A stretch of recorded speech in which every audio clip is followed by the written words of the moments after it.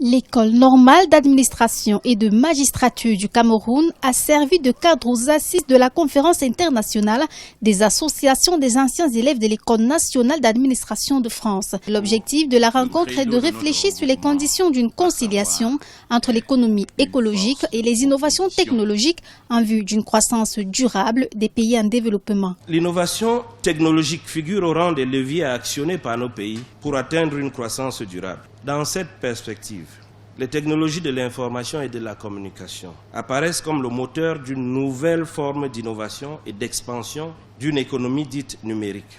Là aussi, le Cameroun ne compte pas rester à la traîne. Le développement de l'économie numérique figure désormais en bonne place dans les priorités de l'agenda gouvernemental. L'idée de ce colloque qui se tient après le sommet de Paris sur les changements climatiques et la conférence économique internationale de Yaoundé, investir au Cameroun, est de permettre à l'Afrique de développer et promouvoir son écosystème via les technologies de l'information et de la communication. L'Afrique peut bénéficier de ces innovations technologiques, industrielles, de toutes les retombées, et c'est vraiment une chance de voir l'application ici à Yaoundé, au Cameroun, d'en parler entre nous.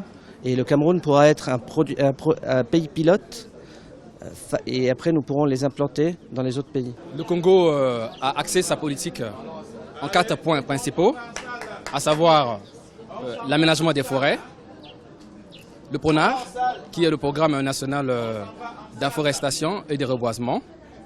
Et le 3e point, il s'agit bien de la politique des aires protégées qui constitue 13% des forêts certifiées. L'Association camerounaise des anciens élèves de l'École nationale d'administration de France a été créée en 2002 et compte à ce jour 46 membres. La Sénat se veut également un cadre de réflexion et une force de proposition sur les grands sujets d'actualité.